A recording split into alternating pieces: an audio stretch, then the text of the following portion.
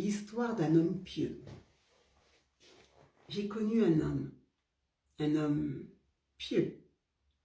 Cet homme était un musulman. Il est toujours. Cet homme est un musulman. Un musulman comme on les aime. Un homme comme on les aime. Un père comme on les aime. Parce qu'avant d'être musulman, tu es un homme. Et ensuite, tu as une religion. Donc, je vais commencer mon histoire. Cette histoire, cet homme était juste incroyable. Il avait une voisine qui était congolaise. Et lui était algérien. Et tout petit, ses enfants jouaient avec les siens.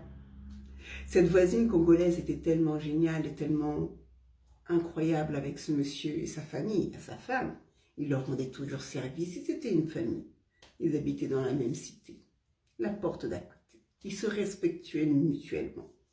Cette dame était chrétienne et ce monsieur était musulman. Et chaque vacances, chaque fête, ils partageaient ensemble. Cette famille était vraiment soudée comme ça. Cette dame a été abandonnée par son mari. Mais cette famille ont toujours eu de la bienveillance parce qu'elle en avait donné de la bienveillance. Cette femme a attrapé le sida.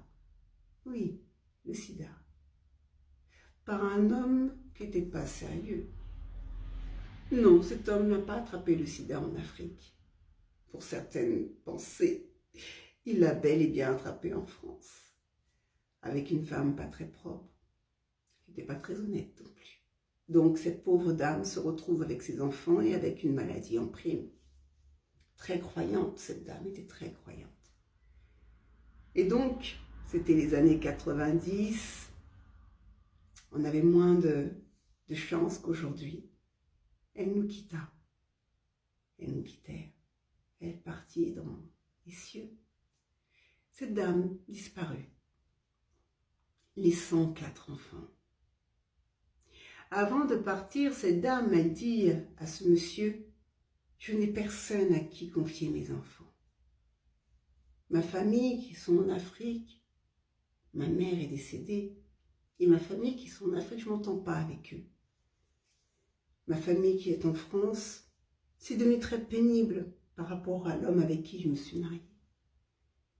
La seule personne qui pourrait m'aider, elle a une plus petite maison. » Elle dit à cette famille, ses voisins algériens, « Que vais-je donc faire? J'ai tellement peur qu'ils se retrouvent à la DAS. » Ce monsieur algérien et sa femme lui dit, « Ne t'inquiète pas, on va prendre soin de tes enfants. » Mais cette dame n'imaginait pas ça. Elle s'est dit, peut-être dans sa vie, il me propose ça, mais à la dernière minute, ils vont me lâcher.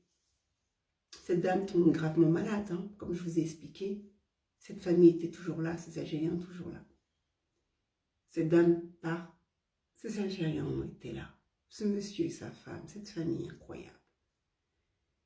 Vous savez quoi? Il les a adoptés. Il a adopté ses 4 enfants. Il les a adoptés. Il les a aimés comme ses propres enfants. Parce que ce monsieur, il a dit une chose qui était très très belle.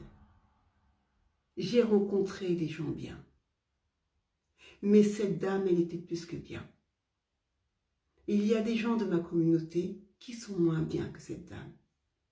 Et cette dame qui était pieuse, qui était propre, qui était saine, elle s'est fait souiller jusqu'à chez elle. Démolir, anéantir. Personne n'avait pitié pour elle. Et pourtant, cette femme, elle a tant fait pour tout le monde. Je ne pouvais pas faire autrement que d'élever ses enfants, qui sont des enfants du bien.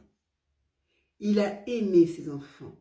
Il aime ses enfants. Ses enfants ont grandi, sont devenus des hommes et des femmes. Et aujourd'hui, il s'occupe de leur lieu chez Bali. Très belle histoire. À bientôt.